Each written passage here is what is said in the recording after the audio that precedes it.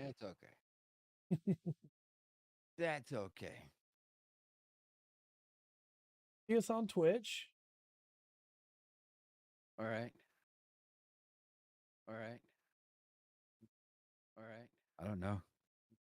All right. How do we sound? How do we sound? Oh, did I not How do get? we I was sound? How do waiting we to hear my sound? own voice. Oh, I did I guess not get? I was Sound? waiting. There we go. Okay, we sound good. Okay. Well, I got the YouTube notification. Nice. Showing us on there. Perfect. Okay. And yeah, it looks like we're supposed to be. Let me send out the tweetums. Yeah, do that. I won't get those notifications. Oh, no.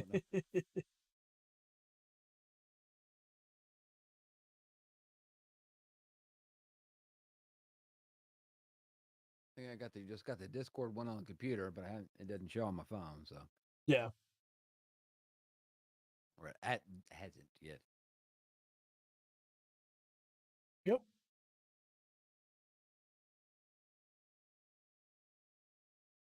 Okay. All right. Yeah, excellent. Reading an excellent connection too, according to both YouTube and Twitch. So, yay! We shall see. I did not have a pre-show topic.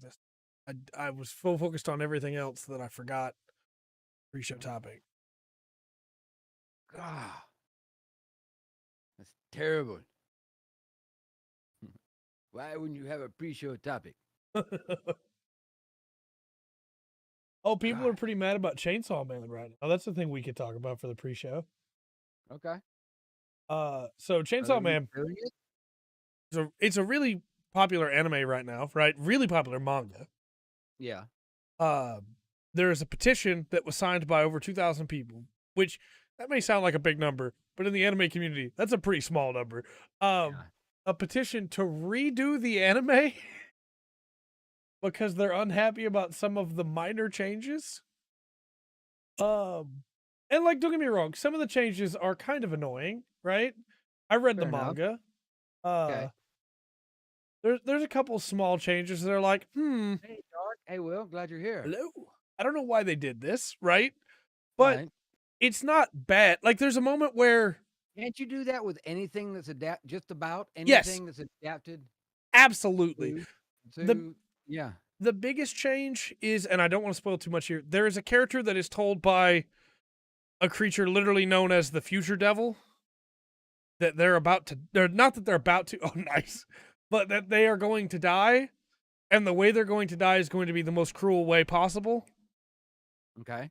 But what that character means, and again, I'm trying to be vague for spoilers, is not, hey, when they die, it's the most cruel way for them to die. It means it's the most cruel way for another character that's involved. And that's the joke. And so the character then laughs after saying that, right? They can see the future. Because he finds it funny. The anime changes that line to, your death is going to be really rad. Which is still technically true for that character that thinks it's funny, but does change the meaning of the scene, right?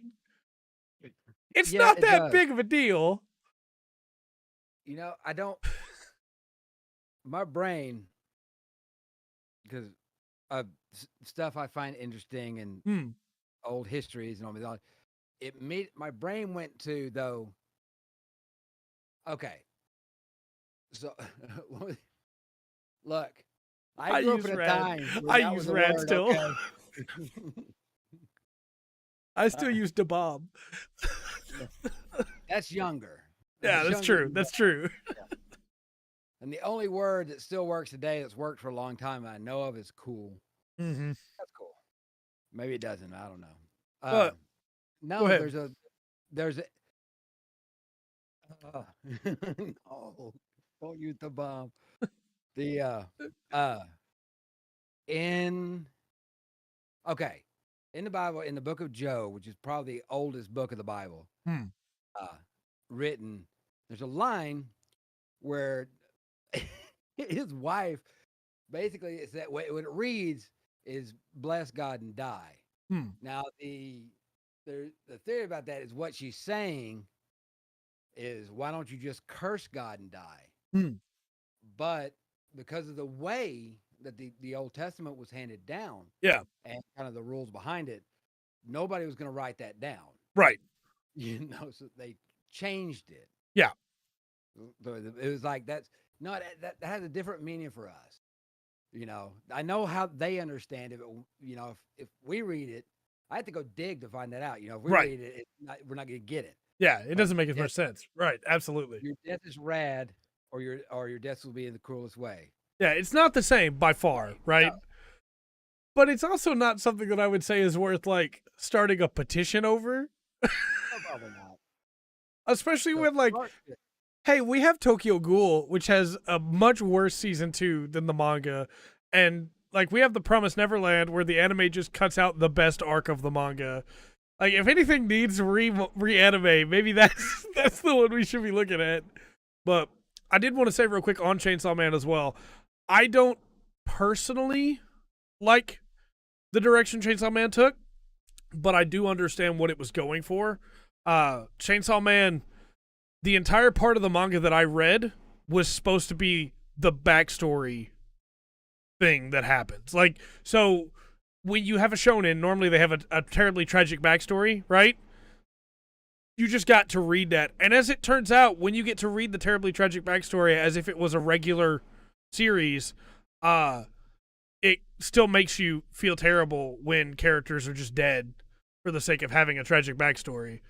So, like, I get what they were going for, and I hear the manga's very different now because now they're in the actual manga, as it were, and, like, they've covered the tragic backstory, but it didn't work for me, personally. Okay. Tokyo Ghoul is an interesting show. Okay, we're going to make a really interesting, powerful lead love interest for the main character that kind of has her own thing going on. And then the entire second season, we're just going to make sure she doesn't do anything but run from place to place with no effect anytime whenever she gets anywhere. That's Tokyo Ghoul. Okay. Also, it's like, I'm not going to spoil anything, but the final episode of Tokyo Ghoul Season 2 has a solid 3-minute walk towards the camera from the main character. For just 3 minutes, he's walking towards the camera and the music is playing, and that's all that's happening for 3 minutes. Yeah. We should probably start the podcast. Yeah. Oh, what a time to be RB. Okay. Hello and welcome to another exciting episode of the Full Spectrum Podcast. My name is Trey. I'm Rungren. We've got some stuff to talk about tonight. That's our last podcast of the year. It is the carry scene. We're working on it. We got some stuff to talk about tonight.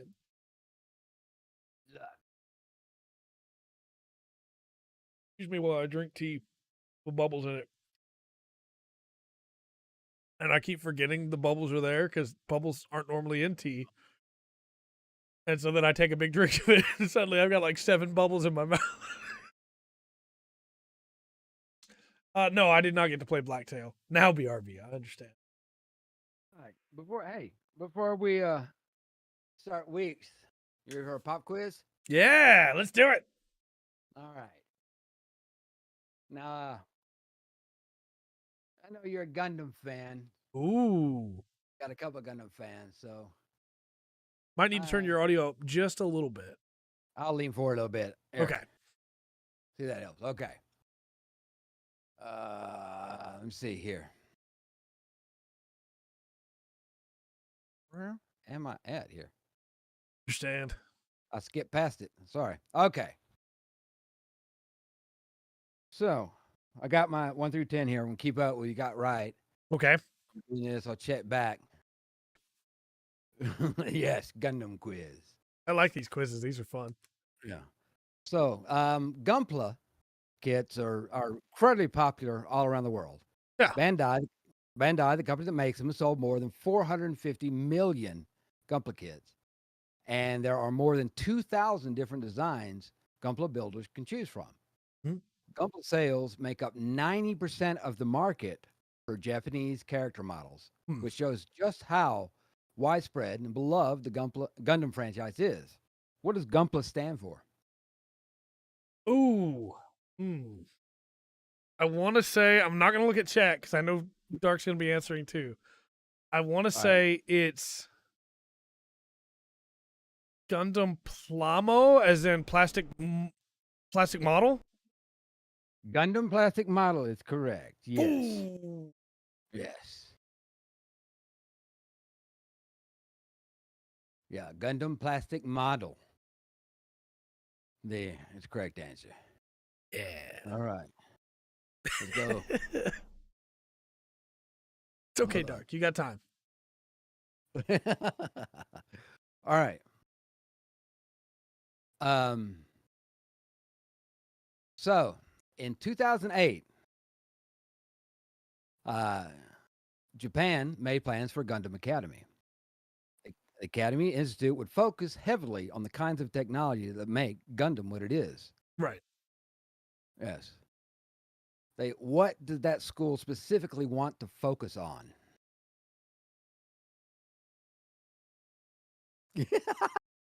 I'm gonna be honest. I'm gonna be guessing here. I'm gonna say robotic engineering. Okay, that's kind of broad. I might give So it to you. we wanna specialize in a little bit more. Let's go with.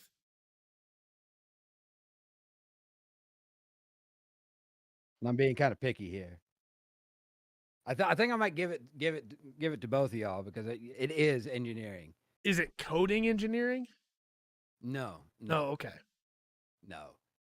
What they wanted to focus on was the necessary mechanisms needed to actually make the Gundam suits. They wanted to focus on the parts, make it up, the math and everything there. Yeah, the math. Hello, Roxanne. And power and little things like that. Okay. All right. When the creators of Gundam were putting the series together, they originally had an entirely different concept for it planned, along with a totally different name for the series. The series initially wanted to focus more heavily on guns. So, what were they going to call it? Oh man, I don't know this. I've heard this, but I can't remember what the name of it was going to be. It was. Again, I'm not looking at chat.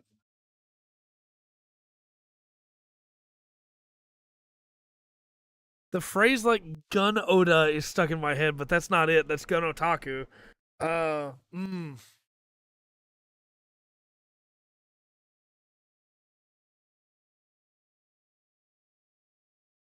Okay. I'm gonna go with gun striker. Okay. Well, that is wrong. Yeah. It was originally called Freedom Fighter Gunboy or Gunboy. Of course. FFGB. What is weird is the first dog I had when I moved to the States when I was real little. I had a dog, a white colored dog, and I named her Gunboy. Yeah. Yeah, I don't know why. You were destined to like Gundam. It was in your blood. I guess so. All right. Originally, the first series, somebody was supposed to die. Who was it? Amuro Ray. Yes. Yeah, Amuro Ray was supposed to die. Yes. And the white base would end up becoming allies with who? The white base was going to become allies with Char. Yes. That was the original storyline. Because he was going to be the main character. That's where we get some of the story from Zeta Gundam. And from something I haven't seen yet, Char's Counterattack is supposed to have some of those elements as well. Yeah. So a lot of fans know that Gundam is Gundam Freedom, but there's actually only half the story altogether.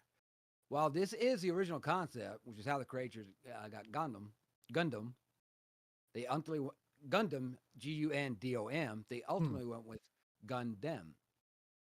Uh, uh, Yoshiyuki Tomino, one of the animators on the series, helped develop the concept. Uh, what made him one of the who developed the concept, Tomino? Um, what made him want to use the word gun, gun and Gundam? Ooh, see, I thought you were gonna ask the other question of the freedom aspect Yeah, of it. no. I know that Gundam, one. Gundam. Yeah, Not a Gundam. right. DOM Yeah, is gun and freedom put together, right? right. But they went with Gundam, Mm-hmm. and that's not the same as put together. It's uh, Tomino had a specific quote or specific visual in mind about that word. Ooh. I'm gonna be honest. I don't think I know this one. I'm gonna take a shot in the dark. Okay, well we either get it right or we learn. I'm gonna say it's gun that strives for freedom. The defender as compared to the attacker. Okay, okay.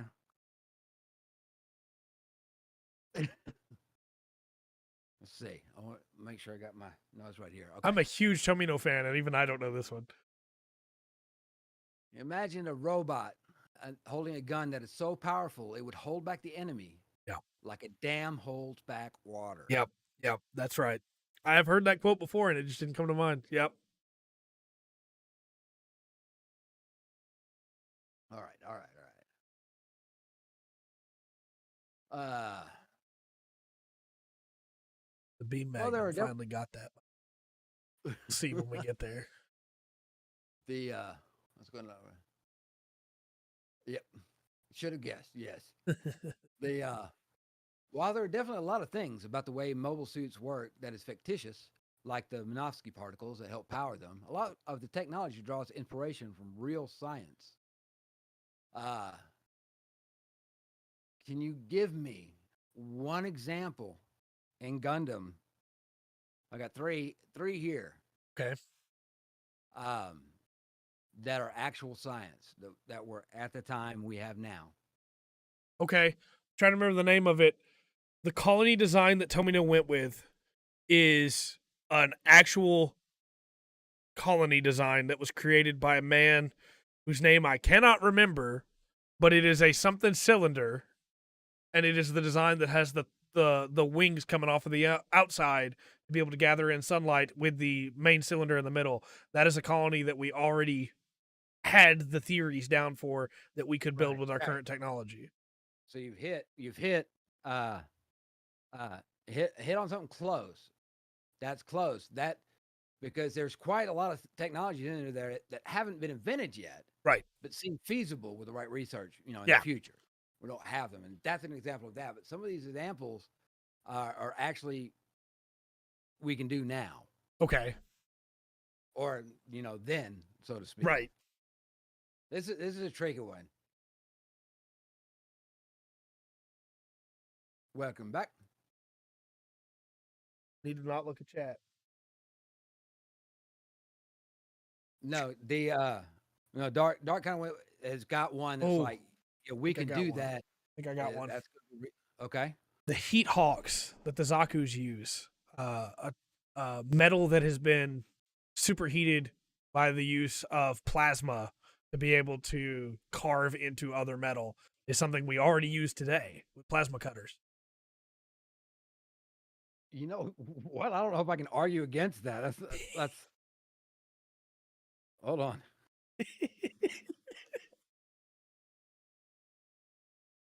Okay. Okay. What? Where am I? Yeah, a Tommy guy. The Okay. So here's what I'm gonna go with. Y'all kind of both you and Dark kind of have got like good points, but they actually use what are called Lagrange points. Yeah.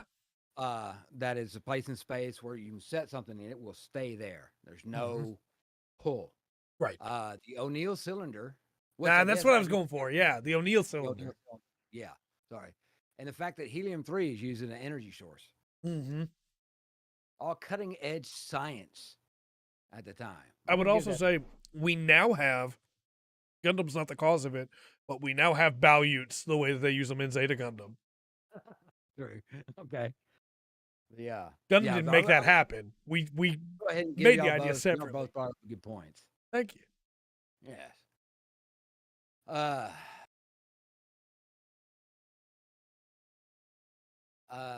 The big balloons that come up underneath stuff that's re-entering the atmosphere. All right. Balut? Let's see. Okay. Brian K. Vaughan is one of the most popular and successful comic book writers on the scene today.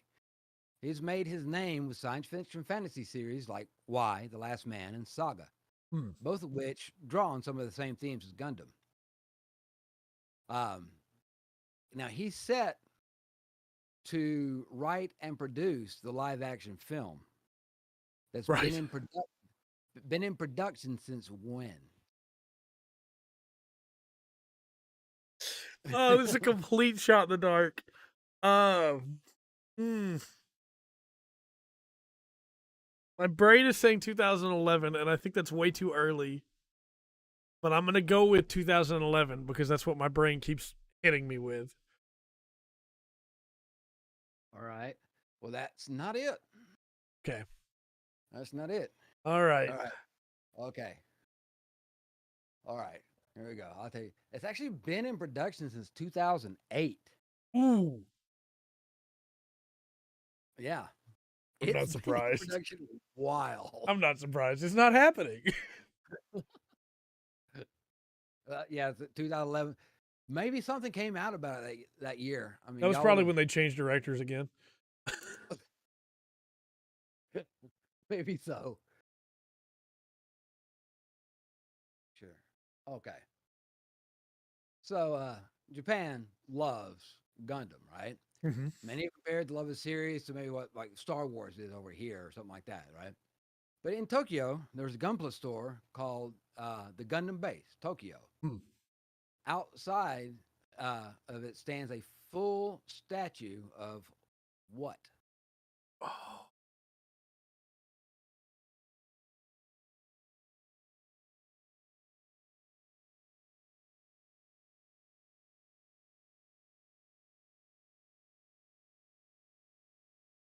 See, my brain, I'm not looking at chat, my brain is messing with me right now because for a little while it was the RX-78-2. Then it was the Unicorn. Yeah. And I can't remember if it's back to the RX-78-2 or if it's still the Unicorn. I'm going to say the Unicorn. The RXO Unicorn. Yes. Oh.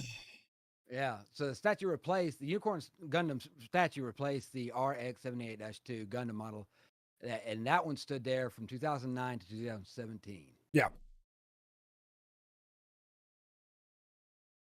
With my gut on that one, chat. Yeah, two of them have been there. It's the Unicorn standing today. Yeah.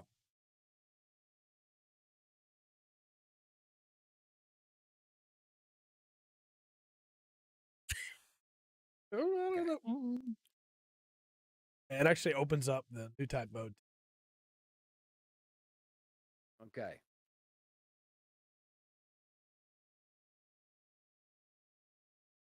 I'm going to ask a true or false question here. Okay. All right.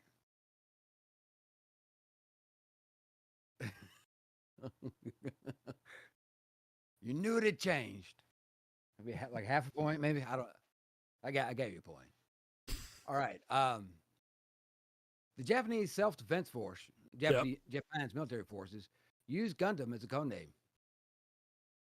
True or false? I think this is true. I remember hearing something about this. It is true. Very true. Very true. Okay, well, y'all get that. Because I remember they also have a grips team. Yes, it describes it as for advanced personal combat systems, and in particular refers to technical developments when it comes to firefighting. There seems to be some evidence that they may be looking at technology to actually build a Gundam themselves. Yeah. As we talked about earlier, they've got an academy to look into what they need and the parts they need to build a Gundam, build a Gundam themselves.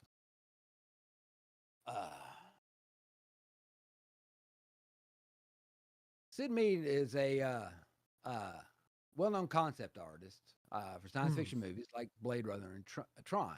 Yeah.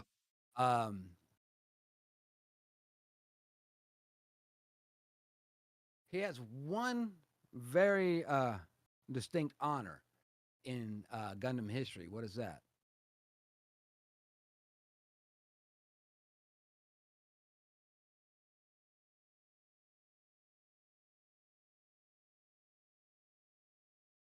I don't know. Cool. I'm gonna be taking a shot in the dark here. Okay. One of two things in my mind. It's either C&D'd got to draw. C&D'd is the name of the artist. Sorry. Go ahead. Either C&D'd got to draw the movie version of Last Shooting from Mobile Suit Gundam Encounters in Space, or because you said it's a big thing, or I think it's really cool. Yeah, it's a big thing. C&D'd got to draw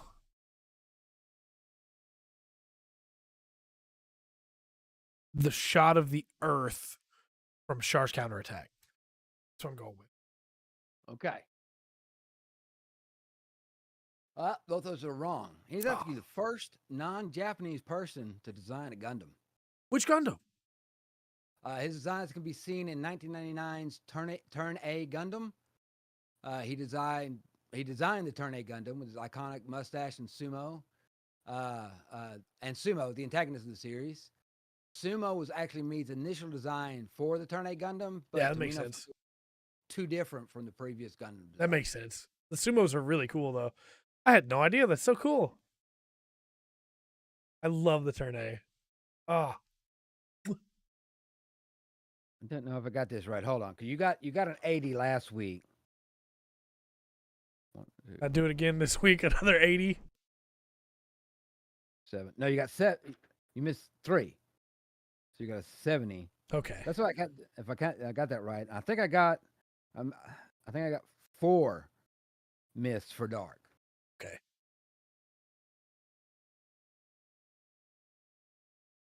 I can't stand that stash. I love it. I love the Turn A so much. Cool Gundam. Okay. Yeah. All right. Well, that was fun. I really enjoy those. Good deal. Good deal. Shall we move into weeks? Let's do it. That's okay, Dark. You just gotta read more obscure nonsense about early production of Gundam. Well, I missed 2 that I should not have missed in my mind, so I have to go back and study more. Yeah, that was it. I admit that's some very obscure questions. I'm just upset. We talked about artists and didn't bring up Kunio Okawara. Well, see, you know that. It's too common. That's fair. Too well known. Right. Yeah. 100% sure of those. All right. Well, how's your week been, Rundgren? It's been all right. Let my hair down. We had an MMO Monday. That was a lot of fun. Run around. Yeah. Had a lot of fun on that. I watched a lot of movies this week. Okay. Yeah. So much. I got a list of them here. And there's like sets. So I'm going to try to spend too much time on any one of them. Okay. But we watched a Bloodshot with Vin Diesel. Right. Which wasn't a bad movie. I don't know. That's true. Yeah. It was fun. I don't know. I never read. I think Bloodshot's put out by Image. Yeah. I never read Bloodshot. Right. I Series didn't either. on that, so I don't know. But the movie was pretty good. It had an alternate ending on it that I I see why they dropped it. I guess it made from where it ended. I don't see how that could have been the ending. Right. That one scene was kind of weird, but we went from that into the Riddick trilogy. We Oh, watched okay. watched Pitch Black, Dark Fury, and the Chronicles of Riddick. The which I like those movies. I think Yeah. they actually get better as they go. I think so Dark too. Fury, Dark Fury is like a link, right? It's I don't see Dark Fury standing on its own. The what you gotta do, and then the Chronicles of Riddick that's pretty much that's Conan the Barbarian, Conan in space is what Yep. that is, and so might as well, yeah. But also watched all the Santa Claus, with Oh, Tim Allen. okay. Yeah, yeah. That second Which one is interesting. yeah, that one that one's not top of the list. Now the third one's got Martin Short in it, Yeah. and He Martin helps Short, immensely. yeah, and the well, not only that, he's done stuff. He's like in the Cat in the Hat, the cartoon, he's the Three Amigos. He's just always, Bye, kids. so yes, always somewhere on that. So it's cool to have him in it. And the first one's, I don't First know, one's it fun. falls, yeah, it falls in the Christmas movie things now. That's definitely a Christmas. That second Movie. one, though, can we talk about for just a second the fact that in the second one, he proposes spoilers. I guess let me put up spoiler Lubu for Santa Claus 2. He proposes to her basically at gunpoint. Like she has no choice but to say yes, or nobody gets to have Christmas anymore. Now that I have you alone at the North Pole, surrounded by elves. Yeah, that's a weird part of that movie. Yeah, it was.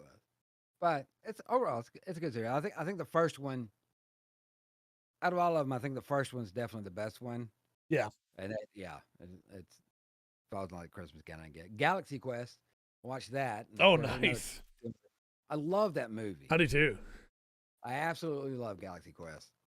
It's what a concept, right? Never give up. To do. Never surrender. Oh my gosh, and that was just very well cast.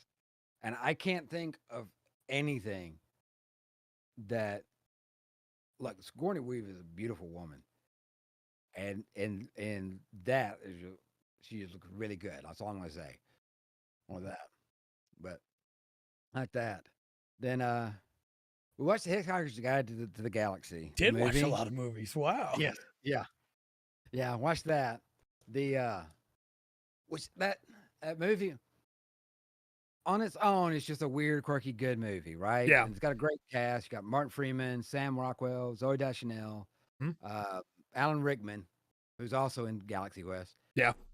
All these connect somehow, I swear.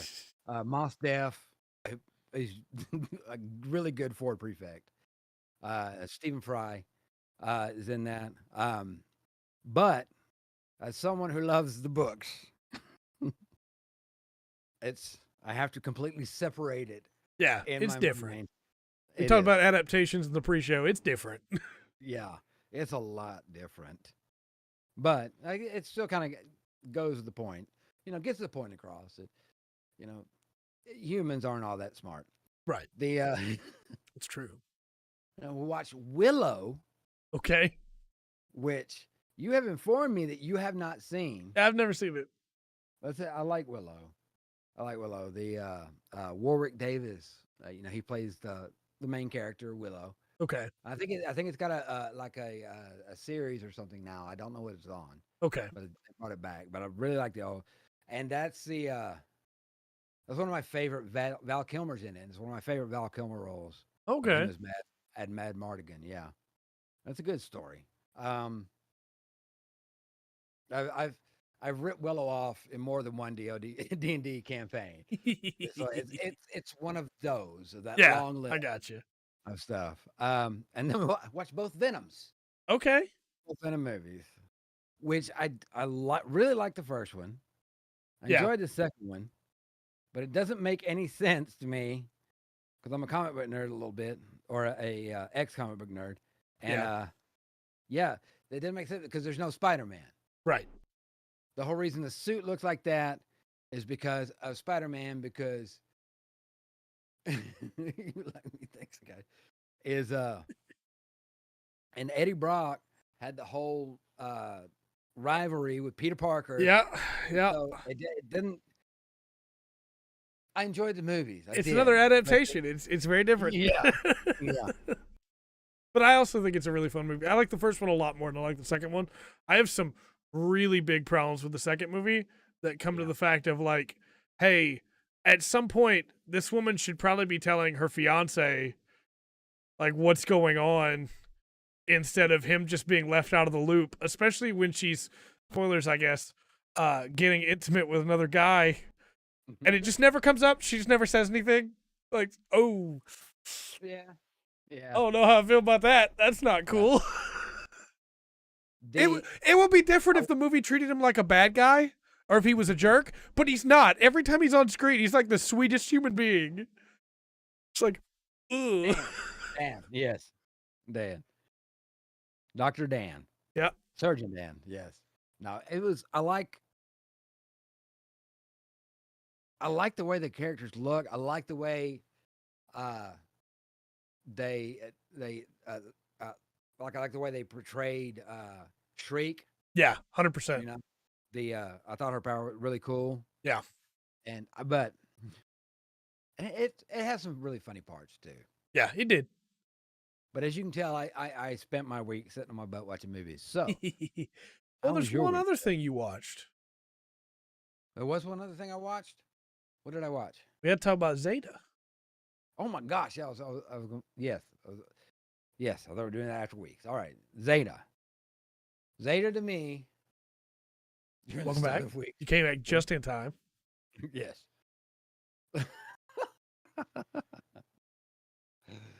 The so far, we put up spoilers. To me, I did like the end of Zeta. Zeta there's a old nursery rhyme about a little girl with a little curl. Right? And when she's good, she's very, very good. Right. But when she's bad, she's horrid. Yeah. That is Zeta. I understand. Did he get a lot better last night? He's like, yeah, well, that's not what I wanted for him. No. And they wrapped it up. But they were the jump in animation quality, that's there, really comes through when you have the big battles. Right. Right. Yeah. Yeah. So it looked a lot better. And I think because Zeta starts out, it's not good. Then it gets this real good. Then it gets kind of good. Then it gets real good. And then Big Brother, he comes along, and then it kind of okay, but then it ends very well. I think if I understand there's something about the original, and looking at when that came out and going, when this came on the screen, nobody's seen anything like this, right? Through that, and then, oh, did you spend it? You did. What am I changing it to? But okay. I think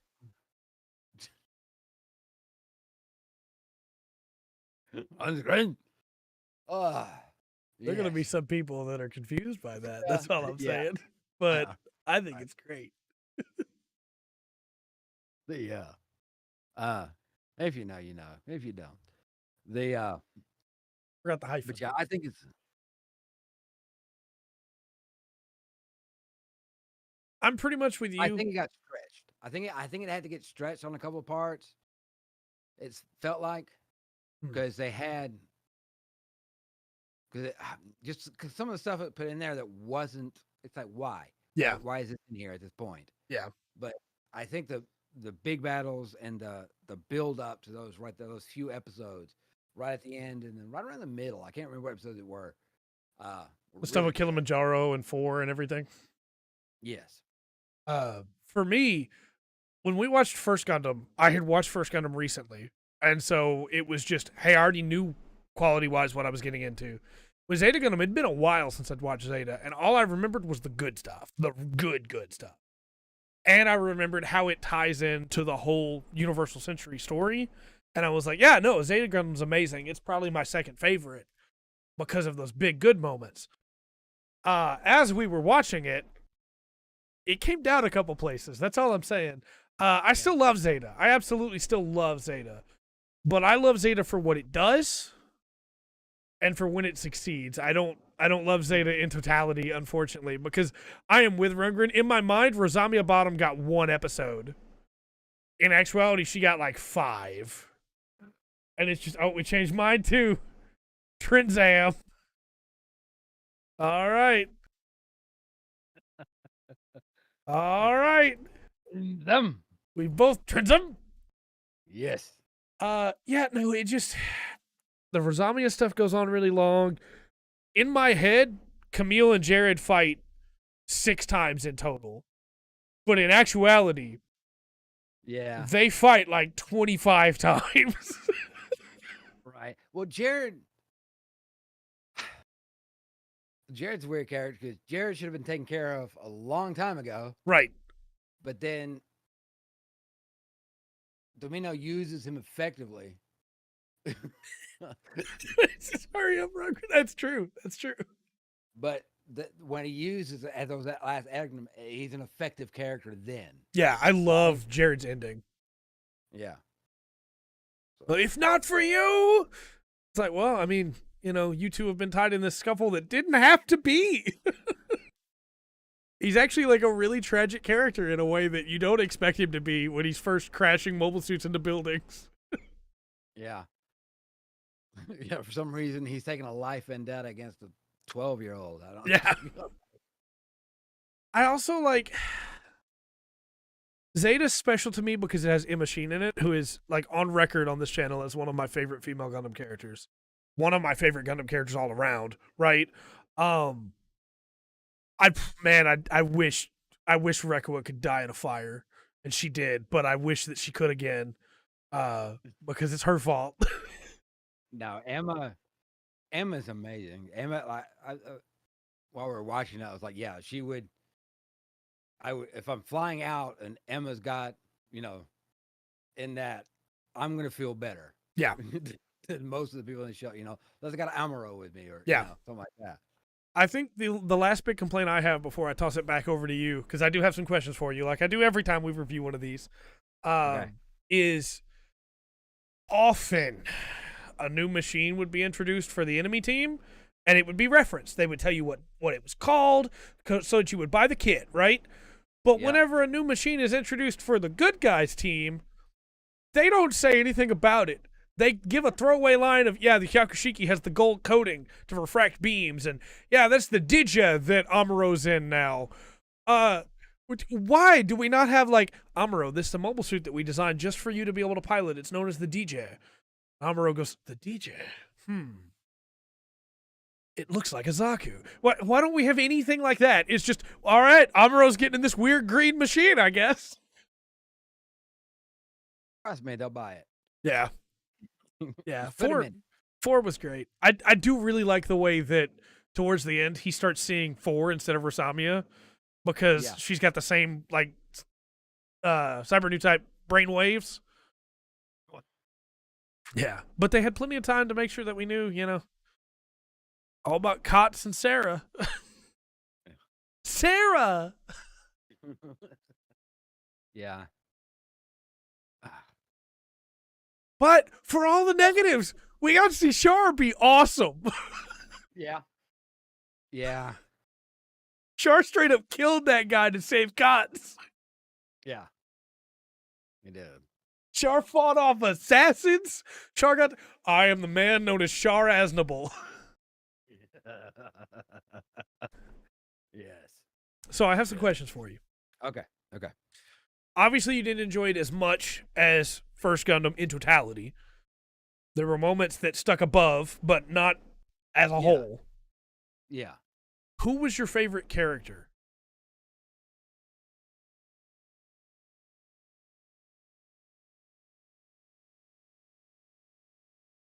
Captain the Radish. Captain Hinken? No. Yeah, I like him a lot. But I also like Emma quite a lot. Now, even from the first one and the second one, Char, duh. That's fair. That's absolutely fair. Emma is the one, like I said, they're giving us 2 mobile armors, we're going out, or mobile suits, we're going out. Like, okay, I want Emma to go with me. Yeah. But who be calling the shots on that ship? I would have to go with Captain Bright. Yeah. So probably Emma and then Bright a close second. Okay. Emma, Char, and 4. That's fair. What was your favorite mobile suit?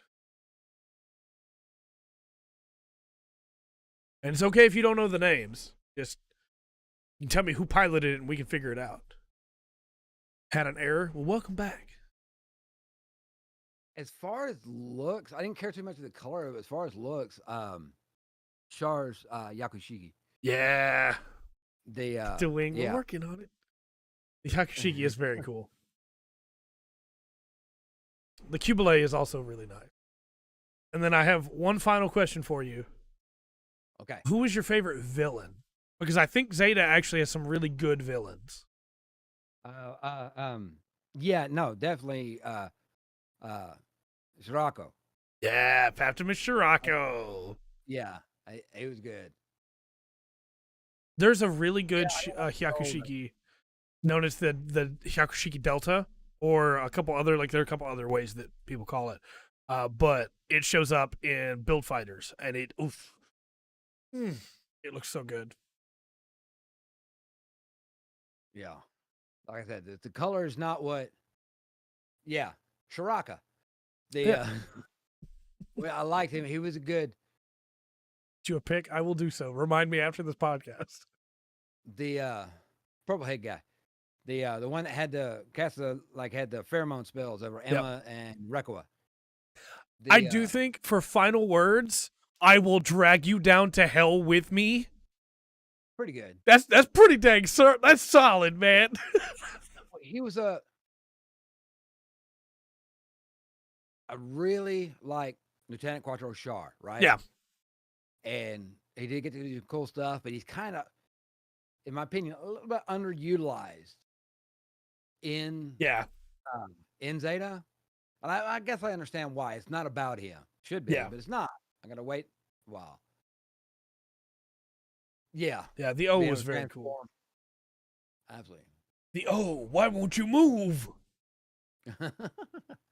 But as a foil, if they'd pushed up Char a little bit more, Shiroko made a perfect foil for Char. Because they are almost exactly the same. Yeah. Except, like I said before, Char likes control, but not command. Shiroko likes both. Yeah, 100%. It is the J version, I believe, of Hyakushiki. I was thinking of the Delta Plus, which is based on the Hyakushiki. Yeah, the Methus, or not the Masala. Z&D's just got, the Jupiter's fleet has such cool mobile suits. You know, I think there was more that were like, well, I had like a insect design. Yeah. That ended, with some of the machines. Yeah. Yeah, I love the Hammerby. It's the one that looks like the crab. Mm-hmm. Love the Hammerby. Ashimar is super cool. Also, just a quick shout out to Odie, the Titans pilot that switches sides in the middle of Char's speech at Dakar. Just quick shout out to him. You know, Okay. True hero of the war. But yeah, that means we're moving on to Double Zeta. Yes. So anybody that wants to follow along with us, we're not watching episode 1 because it's just a recap episode. We'll be starting with episode 2. Okay. Everybody watching along is going to get way ahead of us anyway. Probably. But, you know, that's if they can stand to watch along with us through Double Zeta. Oh. All right. Well, should we switch over to my week then, I guess? Probably so, yes. Okay. Well, my week's been a lot of work. Just I can't talk about the games that I was playing because I'm making a video on the games that I was playing. But I recorded a bunch of footage for it today, and I'll be recording more footage after this podcast is done to try and hopefully get the whole thing recorded tonight, edited, and uploaded tomorrow. So we'll see. But that's been the majority of my week is doing that and playing games that you know I wasn't able to play before because of crunch, I guess is the way to say it. Okay. So please look forward to that video because I'm really excited to talk about the games that I wasn't able to finish before Game of the Year. And then after that video, this weekend's recording all the Game of the Year stuff. So those videos will come out when they come out. Okay. I can't give you the gist because I won't spoil it. Yeah, not the Delta Gundam I was thinking of earlier, the Delta Plus, but yeah, the Delta Gundam is also a thing. A lot of Gundams. Over 2,000. Yeah, as it turns out. Yeah. Yeah. But no, I did one thing that we started doing. My girlfriend likes football a lot. She's been sick over the last couple days. And I don't like football very much at all. As in, I just don't watch football. I don't enjoy it. But there's a football anime known as iShield 21 that I love. I love that anime. It's so good. And so she's now watched 4 episodes of it. And yeah, just, you know, if you like football and you want to see what football would be like in an anime, you should watch it. It also has soccer. I know. I've been told. It also has one of my top 25 favorite anime characters of all time, which is Hiruma from iShield 21. And he likes to say "Yeehaw!" whenever he does something, and he just has guns. He just has guns. He likes to collect guns. He just has guns. Man. Nobody calls him on it. He just threatens people with guns all the time. You're going to play football for me. I'm the quarterback. You're going to play for me. Or I'm going to shoot you. Or I'm going to pull out all your dirty secrets out of my little black book. With the reference being that Hiruma is, you know, maybe possibly the devil. It's hard to say, but you should watch iShield 21. That's all I'm saying. It's good. I like American football. I like World Cup football as well, like soccer. Yeah. This is American football. This is not football. Yeah. I wish I could be the American the Japanese think I am. That would be amazing. No, if you want a football anime, then you need to check out Captain Tsubasa: Rise of New Champions. There you go. It's very good, and Tiger Shot is a tiger shows up behind him when he does the tiger shot. It's just, I mean, what can I tell you? It's anime. But anyway, hopefully now that the Goaty crunch is, once I get all the videos done, I can get caught up on Witch from Mercury again and get caught up on, you know, Kamen Rider Geats. Yeah. Oh, Captain. Well, let's get into reviews because we do still have a podcast to do. Now, we have only one review to talk about today, which is River City Girls 2. That's very rude. Roxanne, very rude. Now, for anybody who doesn't know, River City Girls is a offshoot of a, like, what's the word I'm looking for? Streets of Rage style. Okay. And it's the girlfriends. Oh, okay. And it's their job to try and save their boyfriends this time. And so this is the sequel. I did not play the first one myself. Probably not going to play the second one either. Nothing against it. And let me clarify exactly why before people are like, well, Trey just doesn't want to play it because it's the girlfriends that are main characters. No, it's because Ego Raptor voices one of the main characters, and I don't want to have to listen to him the entire game. So, it's a very, what's the right word? It's a very nitpicky, very petty. That's what I was looking for. Thank you. It's a very petty choice, but it's mine. So, wow. Yeah, that's me. What do you think? River City Girls 2. Side-scrolling beat 'em up. 79. Okay. Let me put up the ice cream. Be ready with the ice cream. Got a 77. The answer is, we got an 83, 78, and I believe 76 is Waverly's guess always. The answer is 79. You got it. Oh, give me my ice cream. Very on nice. The board. Heck yeah. Now, I have some reviews for you. Okay. This one's a little long, but I need you to bear with me because I couldn't not read it after I found this one. This is from Nook Gaming. All right. From the second I launched the game to my current second playthrough of the title, I cannot get enough of this game. I had a feeling this would be a special sequel with how unexpected the original was, but I wasn't ready for just how good this title would be. I've often mentioned the fact to anyone who would listen to how much I love River City Girls, from its unique style to its addictive and smooth combat. With this follow-up, Way Forward has decided to completely dethrone the first title. This is frankly the perfect sequel. It adds enough while still retaining what I adored about the original. Funky performance and loading issues aside, I can't find any faults with the girls' latest outing, and anyone who may have been burned by the release that was River City Girls 0 should ignore that and join the girls and their cast for what is frankly my personal game of the year, a contender for best in the genre, and just an outright bombastic and fun adventure. Pack your bag, River City Girls. You're getting evicted by the River City Girls 2. I think it's because Marianne has abs. Probably. I think it's probably. Or I think maybe they just really like side scrollers. Maybe. This is definitely a, hey, I love this game. I'm not going to try and hold back. I love this game. And I respect that, you know? Right on.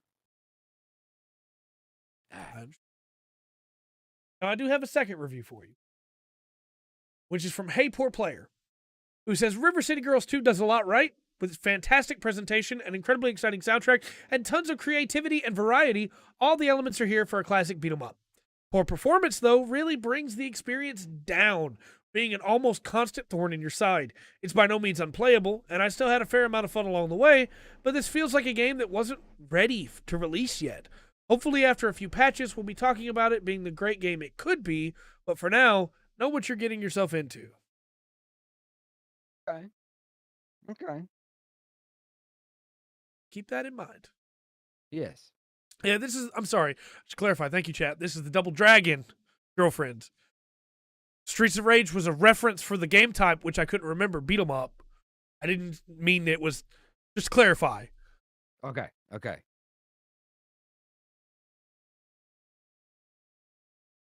do you think? Played lots of Double Dragon. 82. Okay.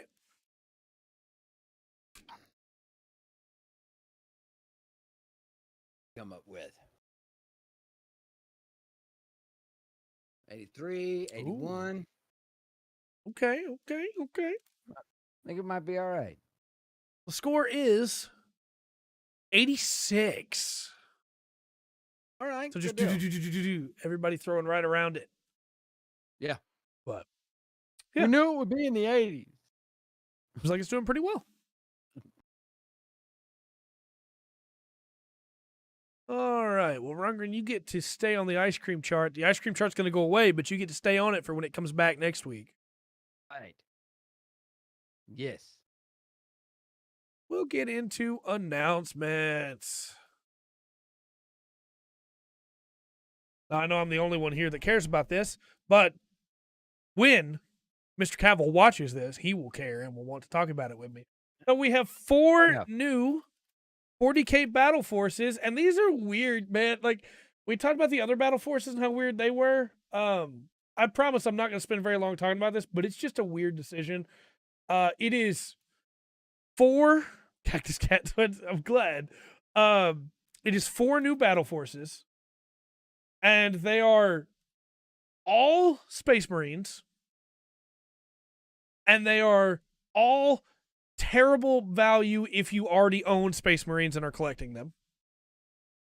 But if you're not, and you want one of those new, like one of those specific chapters, you want an Iron Hands force, if you want a Salamander's force, if you want a White Scars force, or if you want an Ultramarines force, they're all great value.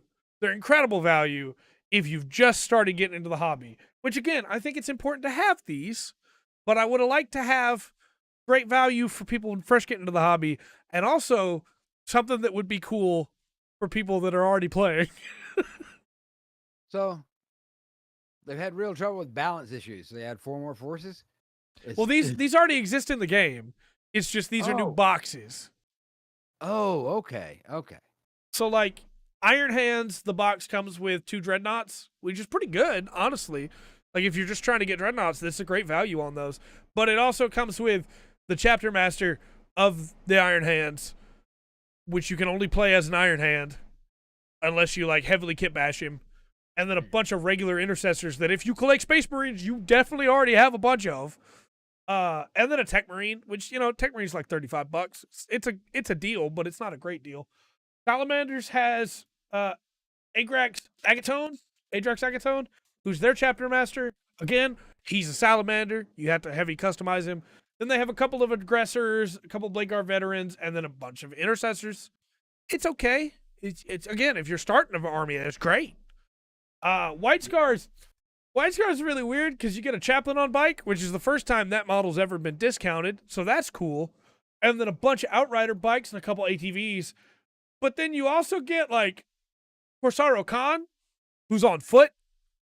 So, like, if you want to run these boxes straight out of the box to play them, that's going to be weird. He's going to get left behind by the army real quick. And then the Ultramarines box has a bunch of Hellblasters, which kind of suck right now. A named Librarian, so you'd have to kit bash him to be able to use him if you're not running Ultramarines. The Chapter Master of the Ultramarines, Marneus Calgar, who looks cool, but again, you have to kit bash him if you want to run him as anything other than Ultramarine. And then the, like, Chapter Guard of the Emperor, which, like, they're cool, but they're also, like, $40 for a box of just them instead of $200 for a box of a bunch of stuff you're probably not going to use.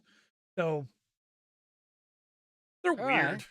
They're weird. But again, if you're starting one of these armies, it's a great deal because you get your named character that's like $60 normally on his own, along with a bunch of stuff to go with him. That's pretty cool. It's not for, you know, people that are still playing the game. They need new players. They do, and this is a good thing. I want to clarify. Yeah. I think this is a good thing. I just wish they did half good new ones, half, hey, here's stuff for people that have been playing, you know? Yeah, I understand. Next up, Bravely Default Brilliant Light, which is the mobile game, is being taken out behind the shed February 28th. Done with it. Yeah. What? Bravely Default. So Bravely Default is a JRPG series that has a cool job system. The first one was on DS. Second one was on 3DS. It was called Bravely Second, I believe. And then Bravely Default 2, which is not the sequel to Bravely Second, but is somehow also a sequel to Bravely Default, was on console, PC. This was the gacha game on mobile. And it launched. I'm going to let you guess. When do you think this game launched? since it's being sent out to die now? When do you think it launched? There's the oof. I don't think it's been out very long. The Bravely Default's been out for a while. Yeah. Roxanne thinks 2010. Sure.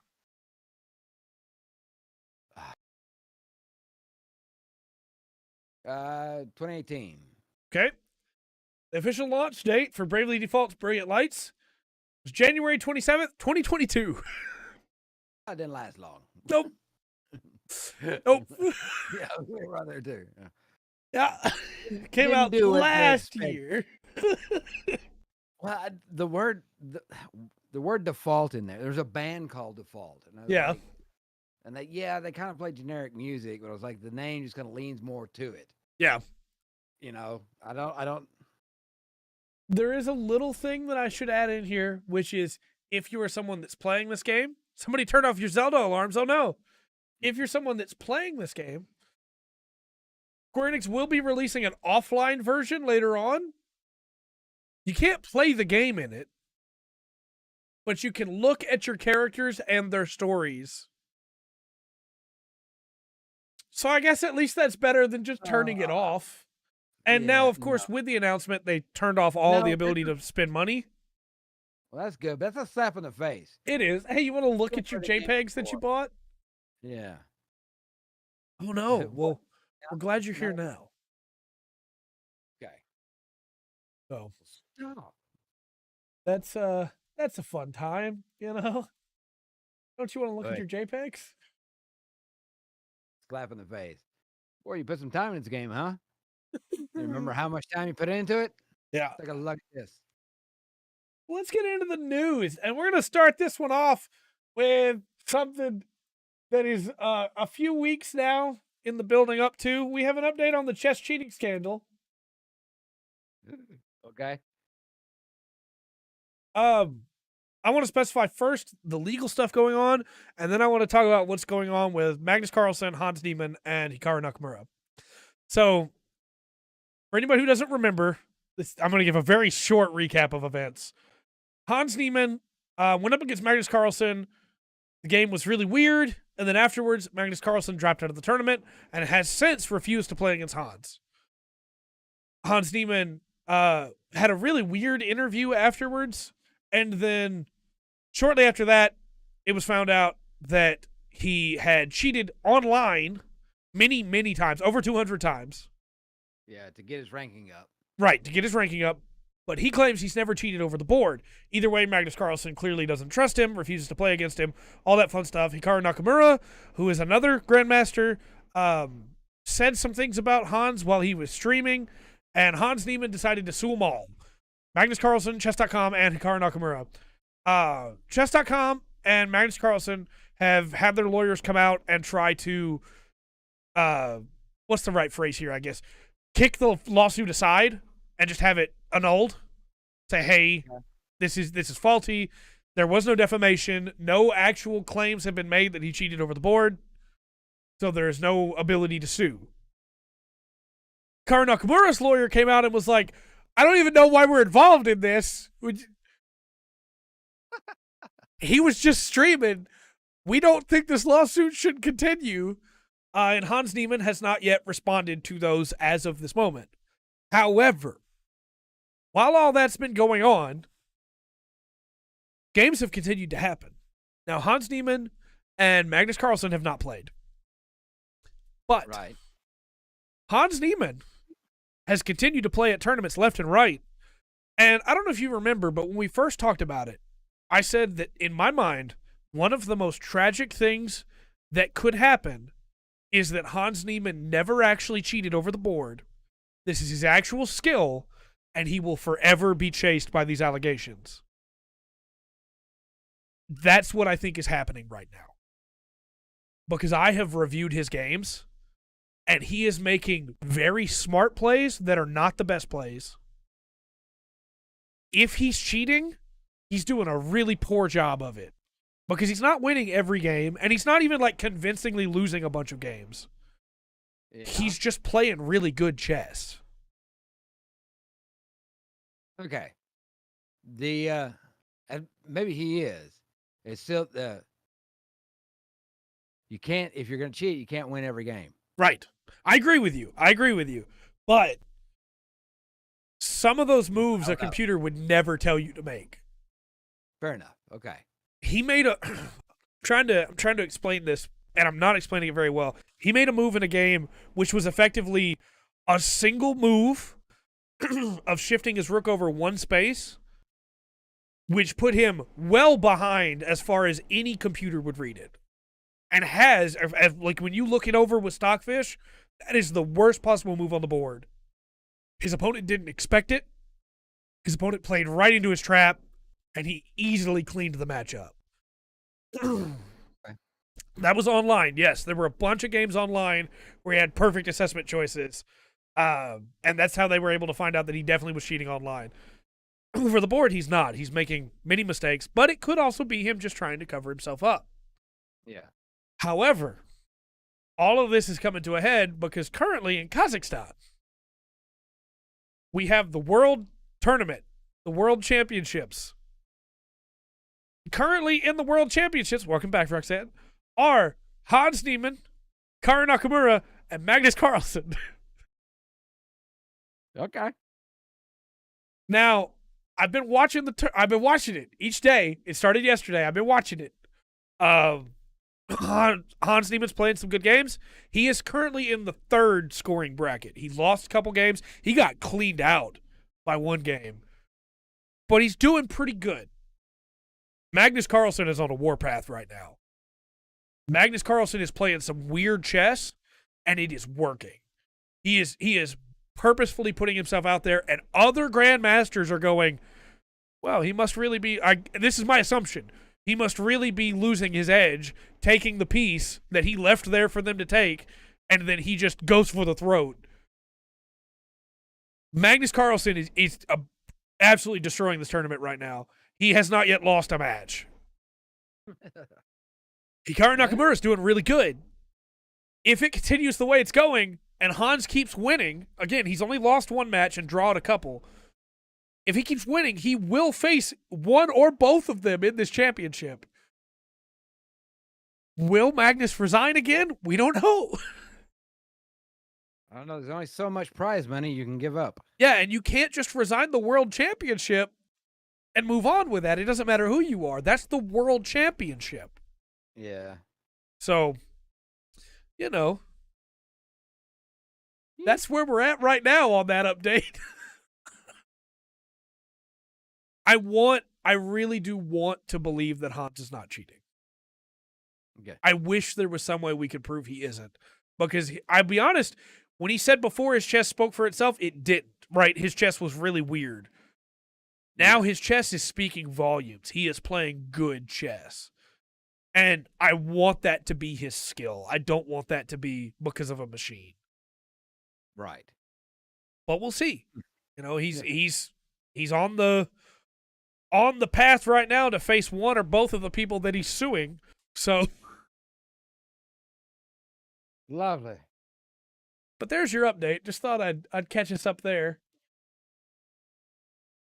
And we'll probably have more to talk about that next week because the tournament will be done by then.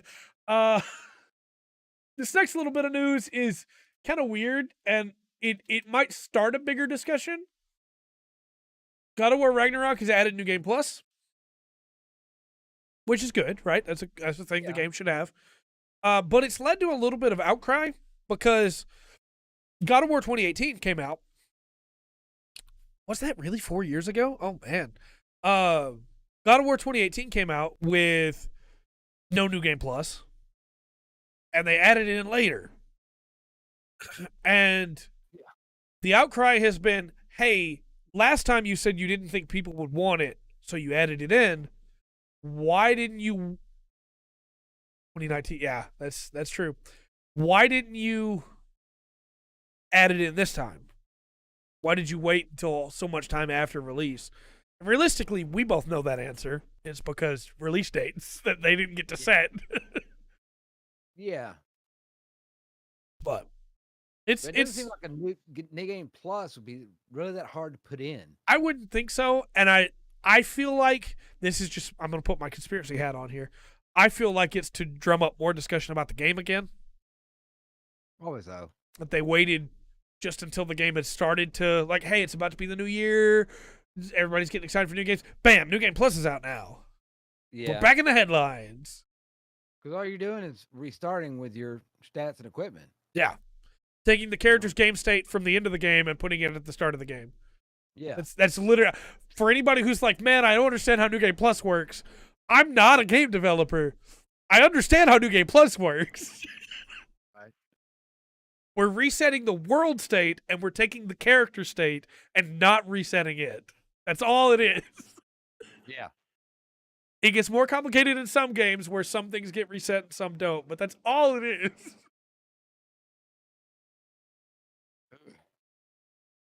Stronger new enemies and new armor. I don't know about with Ragnarok if there's like new armor or anything. They didn't specify that in their release about it. Just that New Game Plus is here, and they have a gif of one of the characters wearing the dude shades and doing like a new armor. So maybe you get the shades. Shades. But so and that'll be coming sometime in spring. So next up, while we're talking about things that have been taken out the shed, let's talk about, and I kept this one from you so that I could surprise you with it. Chocobo GP is dead. Yes. They have killed the Chocobo. Yep. That's what you're telling me. So, Chocobo GP, pretty, cool idea. Hey, Mario Kart, but with Final Fantasy characters. Square Enix released a notice this week that says Season 5 will be the last season where prize pass levels are used in the Chocobo GP mode. Operating policies for after Season 5 ends are detailed below, which is basically just, hey, you no longer need prize levels. You can't buy currency anymore. The Mithril will be gone. Mithril the players own will still be able to be used in the in-game Mithril shop, but the shop itself will disappear when all purchased Mithril becomes invalid on the 6th of January, 2023. Please be aware that all Mithril, including any remaining non-paid for Mithril, will become invalid at this time. New items will continue to be added during this season up until the end of the season. But the same items may also be added to the ticket or guild shops that you can use in-game currency to buy. And everything that was originally sold in the Mithril shop for real money during Season 1 to Season 4 is being added to the ticket and guild shops.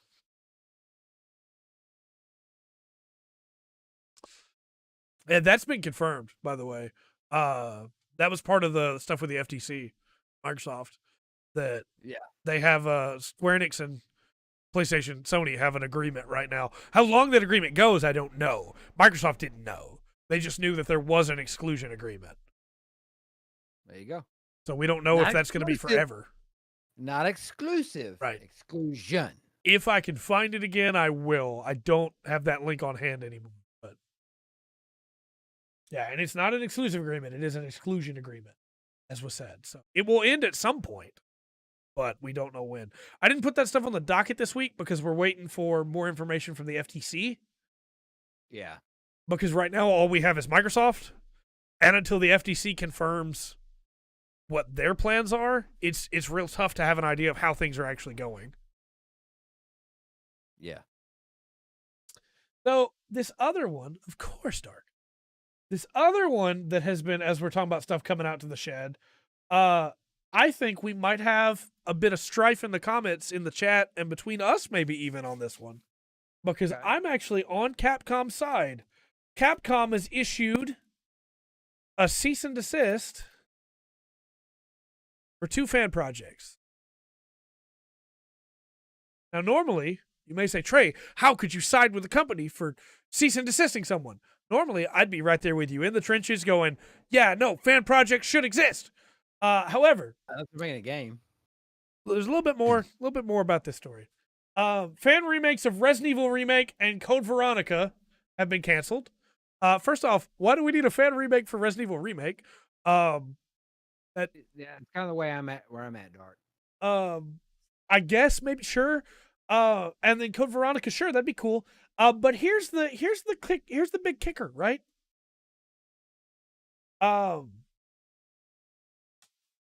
These people that were making these fan projects, and I'm not going to out their names or anything. Fair enough. Were taking donations to make their project. Yeah. Which means they were making money on an IP they did not own. Yeah. Yeah. They gave it away for free. Capcom would have no standing. Yeah. They could still do it, but they'd be in the wrong for doing it, right? But when you start making money on somebody else's IP, they don't have a choice. Yeah. Which we may have a little revisit of the open games license from C&D'd Thursday. Because one thing we left out in that discussion was because the open game license for 3.5 is how we ended up with Pathfinder. Right. And I forgot to talk about that a little bit. So there's ways to do it. There's companies that have allowed stuff, but you can't. In software, there isn't one. Yeah. And before you say, well, maybe they just didn't know, right? Maybe they just didn't realize it was wrong. Well, they do now. Not just that. The whole reason we found out they were taking donations is because they kicked someone from their Discord because that person asked why they were taking donations for an IP they didn't own. Not only did they know they shouldn't have been, they kicked out somebody who was asking questions about it.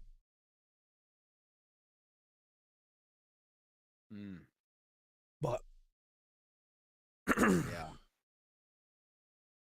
So I would agree with you, Dark, if not for the fact that the donations were specifically to continue the project. It wasn't they were taking donations just like a Ko-Fi or something. It was these donations go towards the project.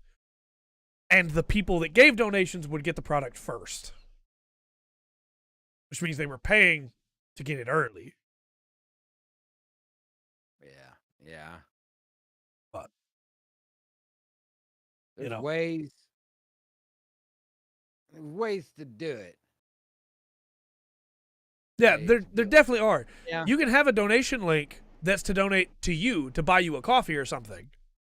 You can't have a donation link to, hey, here you go, you get to play this early, They're not done that. Yeah.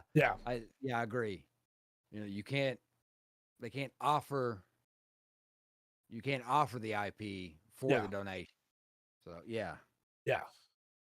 Well, interesting. It's I think it's all our default position to stand up for the the fans that were making it. Yeah. But there is a line. Yeah.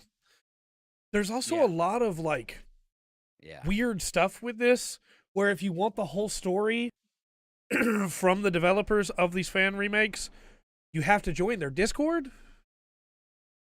They don't just have a blog post. They want you to join their Discord where you have to go through some hoops to be able to get to that information.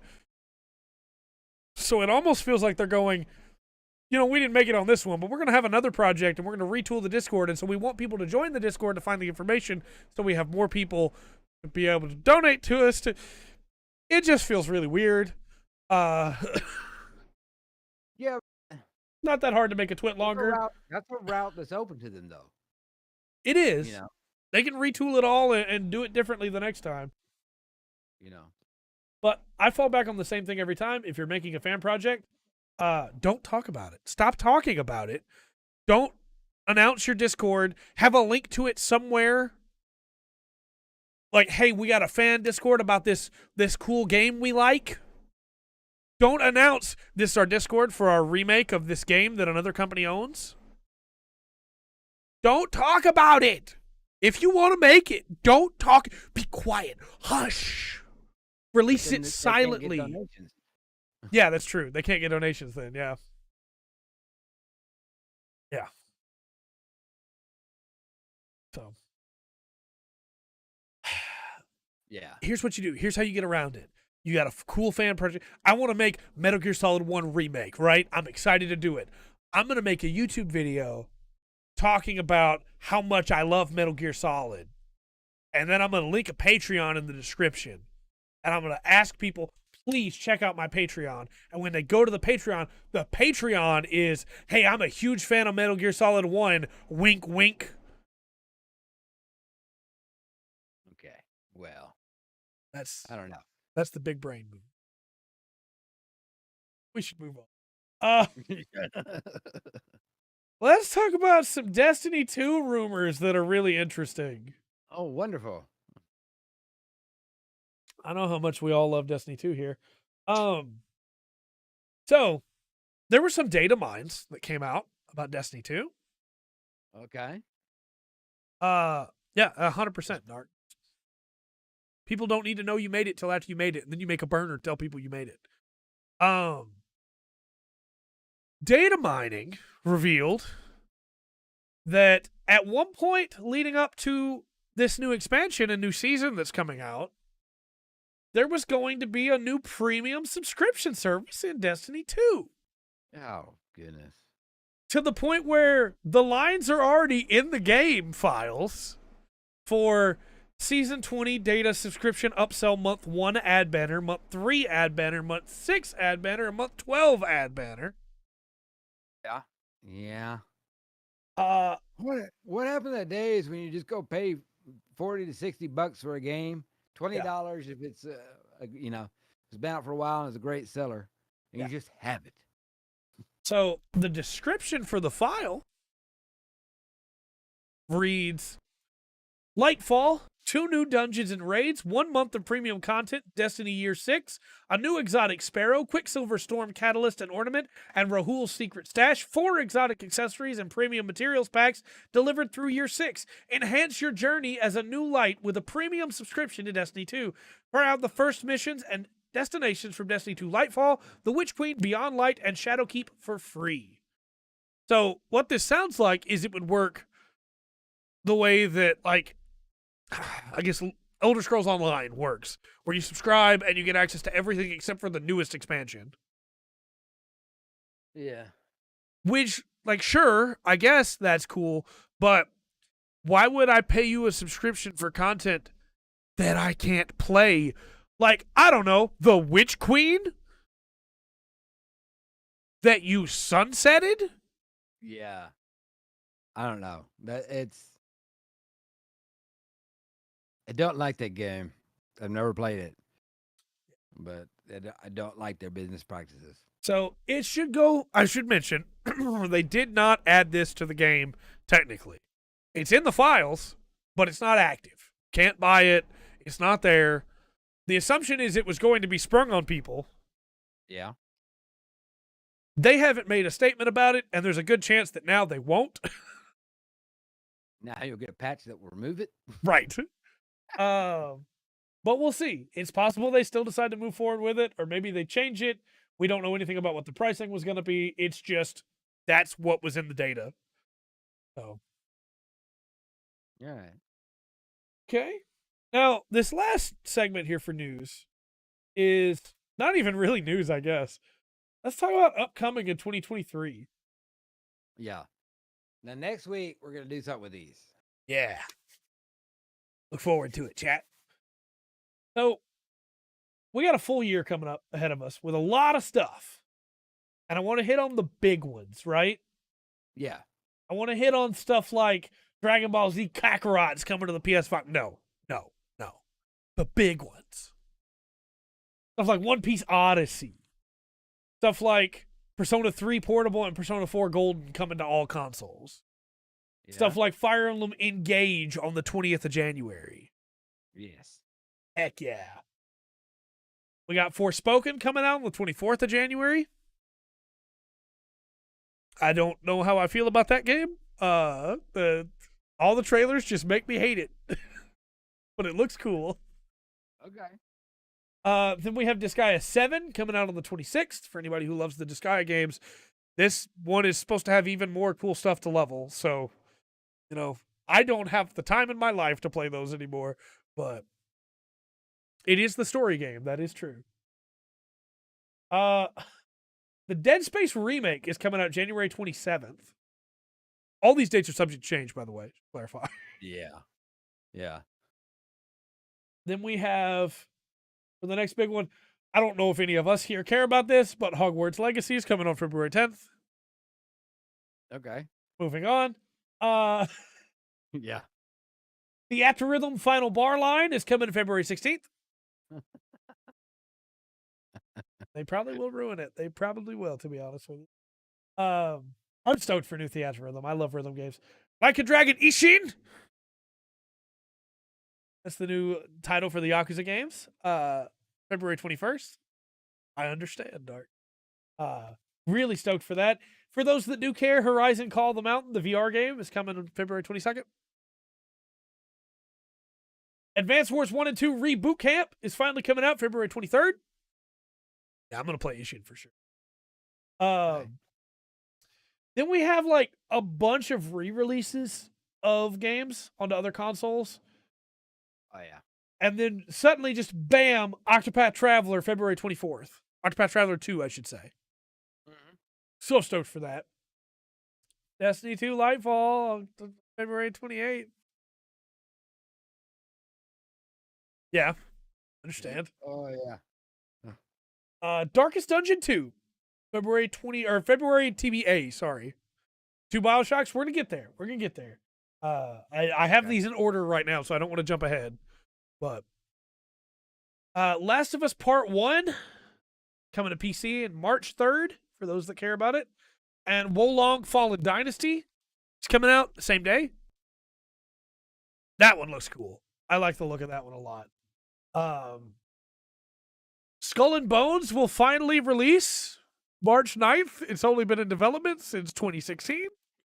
So yeah, shorter than a Gundam live action movie, Bo. Yeah, yeah. That'll be next. Star Wars Jedi Survivors coming March 17th. And so is Bayonetta Origins, Cereza, and the Lost Demon. I know everybody's all excited for that. Yeah.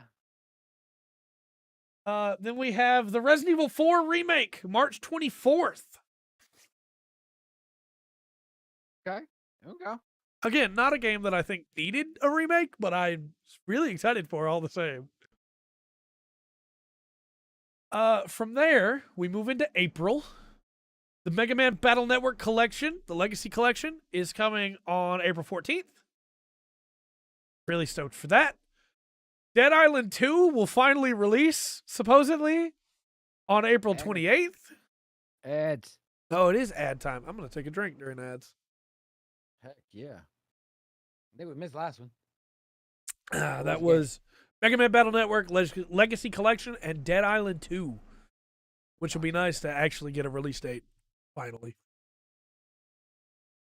Then we have, just a little small release of The Legend of Zelda Tears of the Kingdom, May 12th.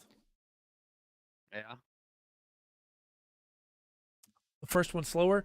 Mega Man Battle Network Legacy Collection. You're welcome.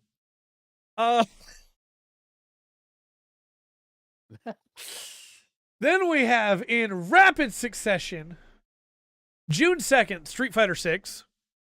June 6th, Diablo 4. June 22nd, Final Fantasy 16. Yeah. I understand. July 7th, The Legend of Heroes Trails into Reverie. Yeah. Sometime in August, Baldur's Gate 3. It's never released, just August. Okay. And then I have the big list of, they're coming sometime this next year. Oh, okay, yeah. But they don't have a solid date yet. All of them are November. Right. Age of Empires 4, that's a huge, exciting release for Age of Empires fans. They've been getting like remakes of the older games. It's a new game. It does feel like that. It does, been out forever. Alan Wake 2. Yeah. Amnesia: The Bunker. I wonder if Poets of the Fall are going to do the soundtrack for that one again. Be cool. Arc 2, for those that care about Arc. Change the name to Slow Tray. Good. He could. We should add a deal that for channel points they can make me slow down for a minute. Fair enough. Armored Core 6 Fires of Rubicon. All right, come down. Hold it together. Hold it together. Bring it back in. Assassin's Creed Mirage. Because there's not near enough Assassin's Creed game. Right. We're getting Black Myth Wukong at some point. Armored Core is so good. Blasphemous 2 will be coming out. Blood Bowl 3. Yeah. I do not remember which one that is, to be honest with you. I remember there was Hexa, Mirage, and something else. And all three of those have just like jumbled up in my mind. There's a bunch of 2D side scrollers. I think Russia's got a 2D side scroller. And I think China does too. China, yeah. Yeah. Now, I know Baghdad, Japan, and Germany. Is that what they are? Okay. I know everybody's excited for this one. Crash Team Rumble. We saw that at the Game Awards. Yeah, we did. We also get Convergence, a League of Legends story. And look, I haven't played Ruined King yet, but these are written by the same people that did Arcane. Just saying, that might be good. I do want to mention Chef RPG. I don't know what that is. I can look at this list and I know what all of these roughly are, except for Chef RPG. And I want to know, what is Chef RPG? An RPG with a chef. I guess so. Like, I'm looking at titles like Cocoon and Chance of Sinar, and I know what those are, but I don't know what Chef RPG is. Well, you go from a line cook to a master chef. Oh, that'd be great, honestly. It'd be really cool. The final boss is you're on Iron Chef. Yeah. This is every game that has been announced using Wikipedia, because all of it's sourced, and I had to check all of the sources before this, just to make that very clear. So Cocoon's, I don't think Cocoon's based off the movie. For anybody who's like, Trey, you just got all the time in the world to play games, right? You don't have any idea how long it took to check all the sources on this page? Make sure all these games were legit? You know how many games are on this page? Chef RPG is not real. Anyway. Yes, it is. Okay. Disney Dreamlight Valley. I know everybody's stoked for that one. Yeah. And Dune Spice Wars. The Cocoon game, based on what I could figure out, was a city builder, kind of like a Before We Leave or a Civ. And it was in space. That's all the information I could find on it. We have Eiyuden Chronicles 100 Heroes. Then we have Everspace 2. New SAO game coming. Everspace 2. It's Everspace was a 3D space shooter. It was kind of a roguelike, so this will be a sequel to that. Exoprimal, which I'm really stoked for. It's the game where you shoot dinosaurs. Yes. Heck yeah. Fallout 4 will be coming to PS5 and Xbox Series X. Fallout 4 will? Yeah. I wonder if they're going to expand the mod space. I hope so. I really do. You got, I think 2 gigs Fallout 4. Yeah, this will be an upgrade from PS4, Xbox Series, Xbox One. Haha. No, that was Skyrim. You got 5 gigs on the Xbox, 2 gigs. Yeah. On the PlayStation. Yeah. So, Final Fantasy VII Rebirth. So stoked for that. So stoked for that. Flintlock, The Siege of Dawn, which had a really cool trailer. I don't know if you remember that trailer or not. For the King 2, a sequel to For the King, which was a roguelike. Freedom Planet 2, which is a Sonic-like. Front Mission 2 Remake. Yeah. So stoked for that. Fuga Melodies of Steel 2. The first one was actually a really good game. Sorry. Grand Blue Fantasy Relink, which is a new action RPG in the Grand Blue universe. Don't think it will do that. Homeworld 3, which is a sequel to Homeworld 1 and 2, of course. House Flipper 2, for anybody who remembers House Flipper. Inazuma 11 Victory Road of Heroes, which is based on the Inazuma 11 soccer anime.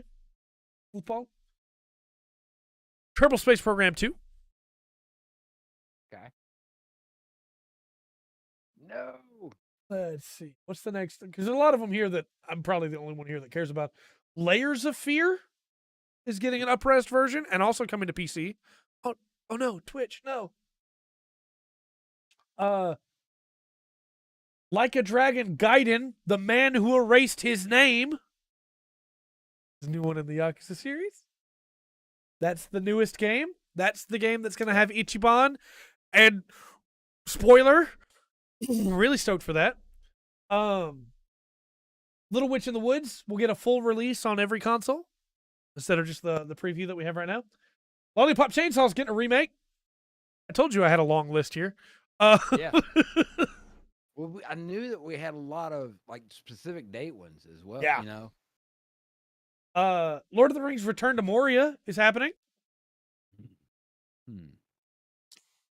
Lords of the Fall. I'm sorry, the Lords of the Fallen. Oh my gosh. Lords of the Fallen remake. Marvel Spider-Man 2. Metal Slug Tactics. Minecraft Legends. Everybody stoked for that, I know. Let's see. I'm trying to speed things up a little bit here because this list is really long. Payday 3 is supposed to be happening. Gollum, I don't think it's on this list, so it hasn't been announced for next year. Oh, and I'm pretty sure it's got pushed back at least twice. Pikmin 4. Now this is a special one. Okay. Puzzle Bobble Every Bubble. So we got it as Bust a Move and Bubble Bobble. But the original title was Puzzle Bobble. This is Puzzle Bobble Every Bubble. Then we have Redfall, which is the Arcane Studios set in the Vampire the Masquerade universe. Oh, okay. White Wolf. Yeah. Okay. Remnant from the Ashes 2. Risk of Rain Returns.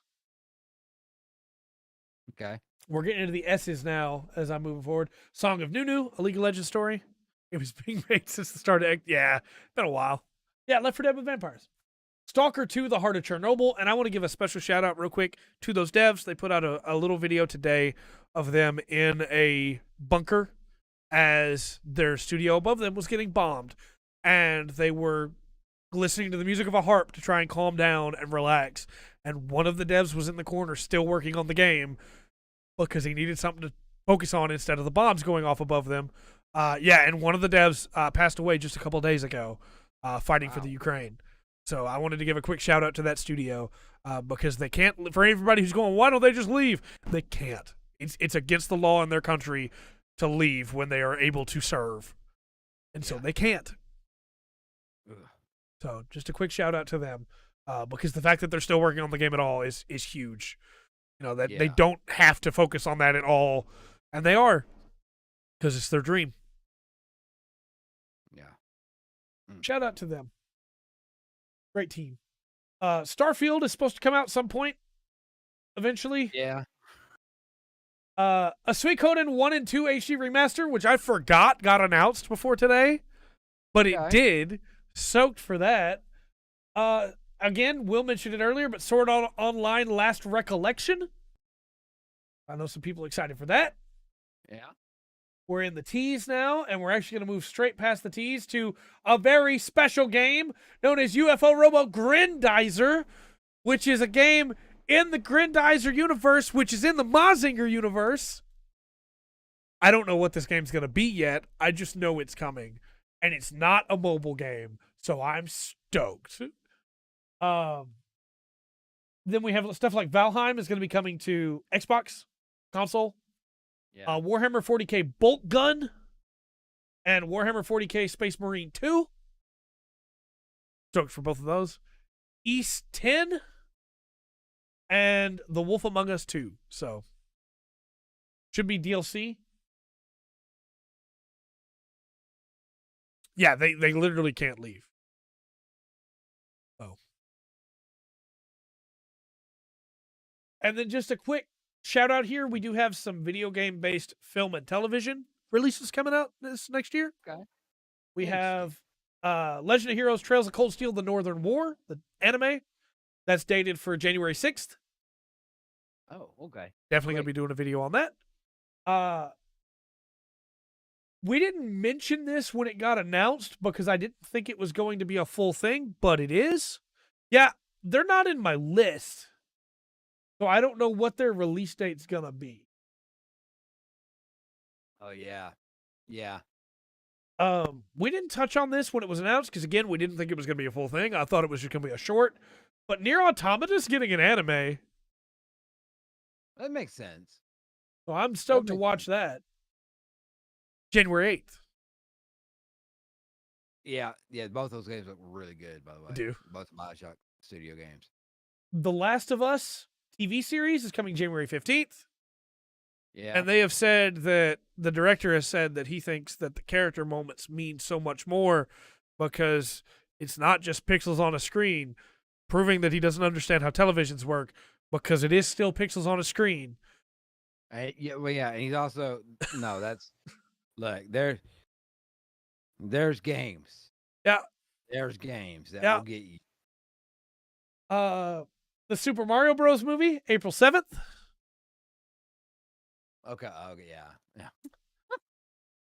A new Pokemon anime that will not have Ash in it as the main character. Ash is retiring.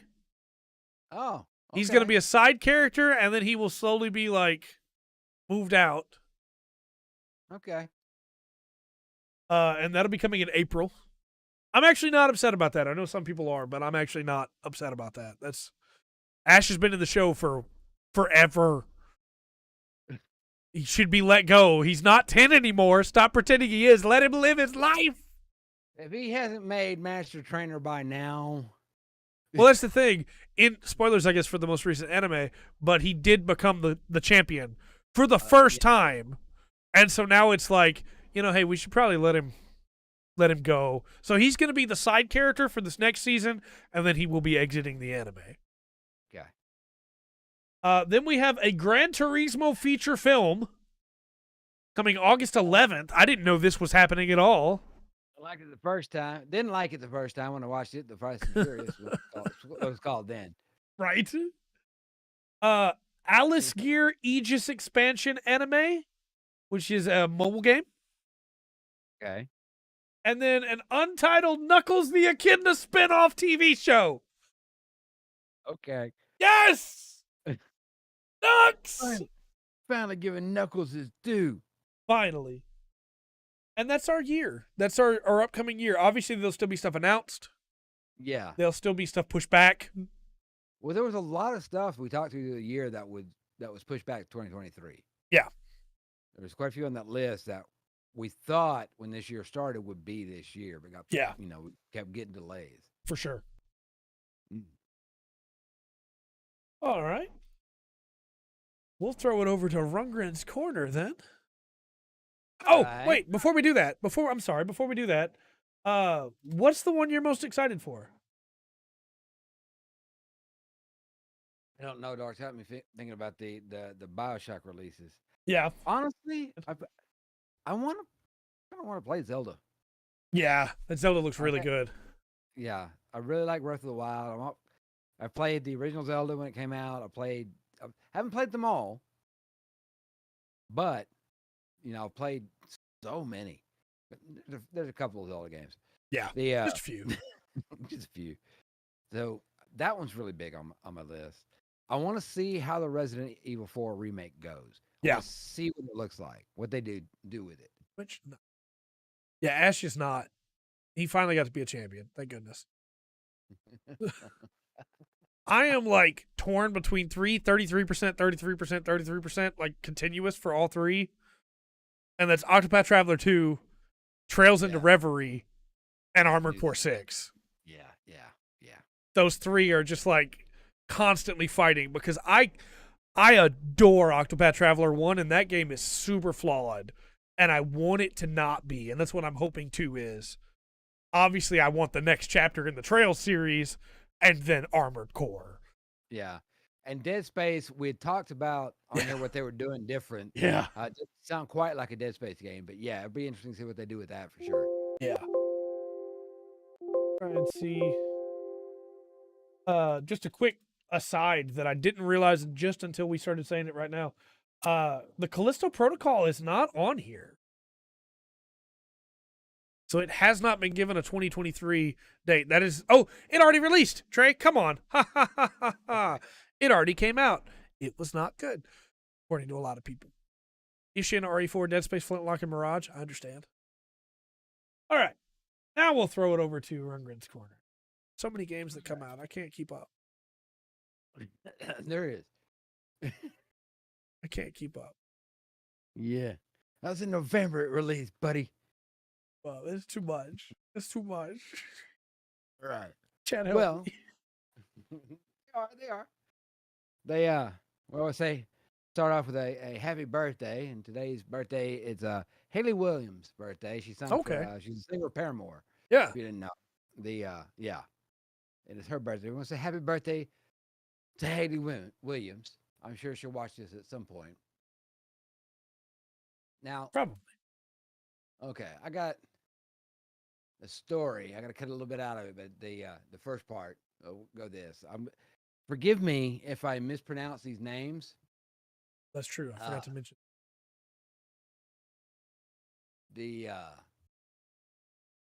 because they're Thai names, and I don't.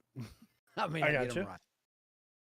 But a man named Boontom Shaimoon, who's 55, and his wife Amine Shaimoon, 49.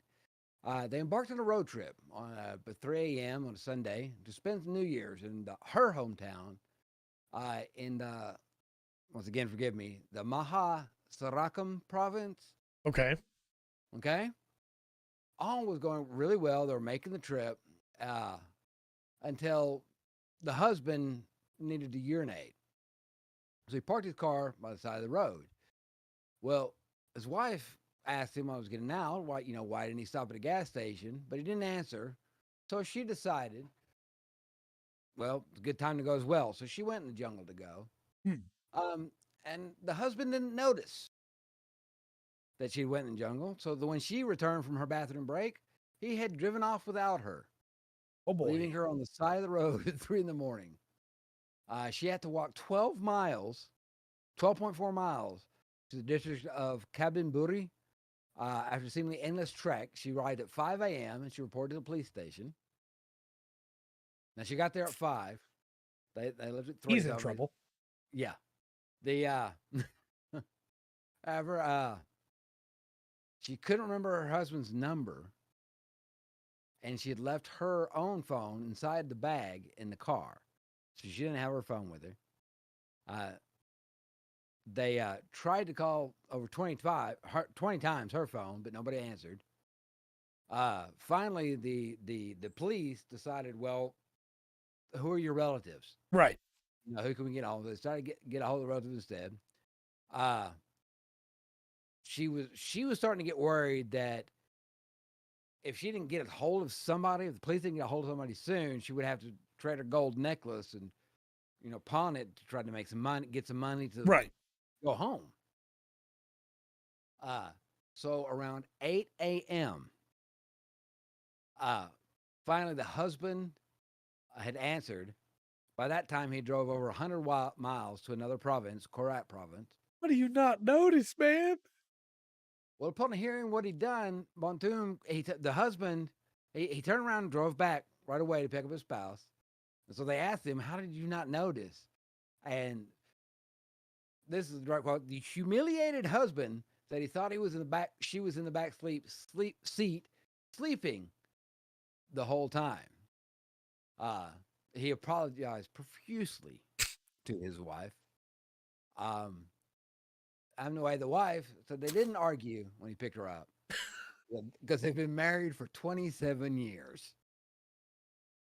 So I guess I don't know how to take that. It's like, look, we've been married 20. This is something he does. It's not the first time he's left me. Well, this isn't. In 2016, a woman was not near as calm as Slater. Was very furious when she got left at a service station in Brazil. Yeah. So this is happening. It's not super common, but it does happen. Husbands running off, forgetting their wives. I think my favorite part of this whole story is that he apologized profusely, and they didn't argue when he picked her up. It's just, look, everybody knows this was your fault. Yes. I'm going to make you keep apologizing. Like, we've been married 27 years. I used to have to suspend my disbelief for Home Alone. I don't anymore. Right. Look at that. They'll eventually one. There's no way it'll be forever. That's fine. I think they're gonna Xbox or Microsoft and Sony are gonna keep their frenemies. I guess they're gonna keep poking each other, going, no, we're gonna hold this one back from you. Yeah. We'll catch you later, Will. So we'll do that. But I thought that was there's a lesson in there somewhere. Yep. Double check the back seat before you drive away. Wow. Okay, then. Well, let's talk about your assignment. Okay. So, I've reviewed the footage. Okay. And, how do I say this nicely? You aided and abetted a criminal. Yeah, pretty much. Made the police look foolish. That's not good. I've had 2 or 3 phone calls. More than one, that's true. I've had 2 or 3 phone calls with the chief of police. And he's not pleased about this. They made themselves look foolish. That's not how he told me the story. To no one's surprise. I got another phone call, though, from the Twitch police. And the VOD was muted worldwide. So, as much fun as that game was, we just need to be aware that if we return for the sequel, you will not be able to watch the VOD on Twitch. You will have to watch it on YouTube. Wait for vote? Yeah, we're almost there. So, okay. It looked cool, though. It looked like a fun game to drop the mask for a second. Framed. It was a part of the Frame collection. And actually beat the game. And it's a very interesting game. I think the concept of it is great. Yeah. I like the noir setting. It's a little bit different. It's not there's no action to it or anything. You're moving, you put a comic book in order. In a weird way. You're moving panels around so they work right. Yep. So that game was beaten. Enjoy it. That was not on the list, but Frame 2 is. I don't know if it got set tonight. I won't know what will got big tonight, but I will know what I'll be playing tomorrow. I do have an announcement when it comes right. to the assignments, which is there are a lot of games that people want to see come back. And the random system has made it where it's a little bit harder for them to get the game they want to come back. For the last few weeks alone, we've had calls for a couple different games that have been played before. So we are increasing the vote from 2 to 3.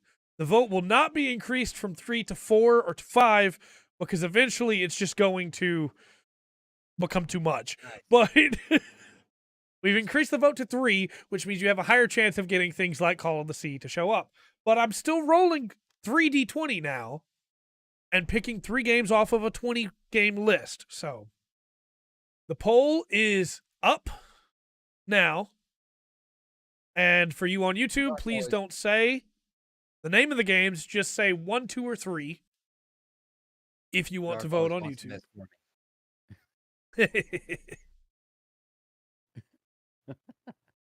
$50K on the Patreon, it'll play Perception. Do that. Votes are coming in on the Twitch side. Again, please don't say the name of any of these games. Just refer to them as 1, 2, and 3, please. Yes. Yes.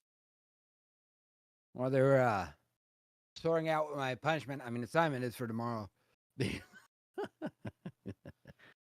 you have any plugs? I want to plug Gotham Chess. It's a guy by the name of Levy. He does a lot of really cool chess-related content. He does a lot of breakdowns of the games. So I can watch a game and go, why did he do that? That doesn't make any sense. And then I'll go back and watch Levy cover it, and Levy goes, this move was completely nonsensical. I don't know why he did this. And I go, okay, I feel better about the fact that I was very confused. Or sometimes he says, he did this because he was going for this, this, this, this. I go, oh, that's the chain. Okay. I ain't bad. Oh, hydrate. That's not a bad idea.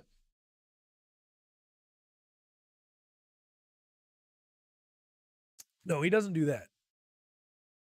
Can't see those? I can make them bigger. I will make them bigger. Hold on. Okay. Oh, why did it do that? Where did it go? I don't know. It flew away. You can't see him at all. Why did it leave? Come back. Why'd you touch it? Come back. Oh, you've ruined it. You've ruined it. Okay, this one didn't leave. The worst part is I have to re-add the one that left because I can't. It's not on my screen anymore. I can't find it. Picture. Yeah. All right, there's our 3 for anybody on YouTube. 1, 2, 3. All right, I'm gonna bring them back down. All right. Well, the vote is finished on Twitch, and YouTube has voted as well. Okay. And it is kind of funny that that was recommended, that we do 1 that has been before and 2 that are new, because that's what wound up happening.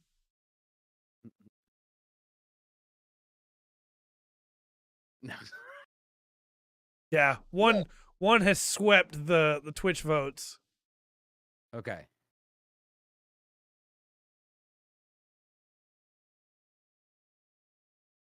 So, let me get rid of these pictures again now. The winner of your assignment, and your assignment for tomorrow, is The Beast Inside. Oh, really? They're going back. All right. It was up and away. The good news is, for anybody who doesn't like any of the games that are in the rotation, once those games are finished, they will be removed from the rotation. Something new will be slotted in.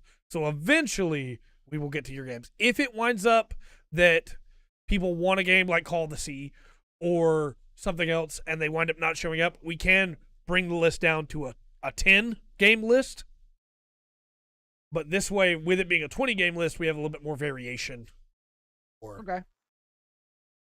That's interesting. We'll see what people want us to do as we keep going. Right on.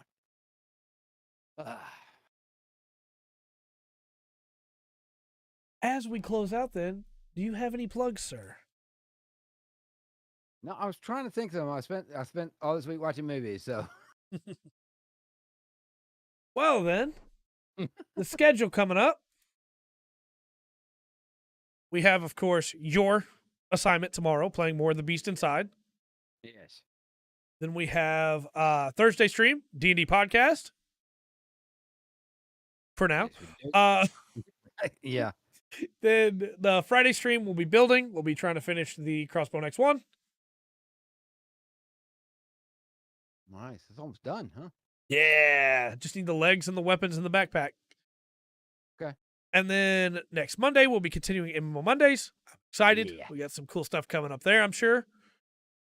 And then next Tuesday, we'll be back with the regular podcast. Look forward to Goaty stuff either the end of this week or next week.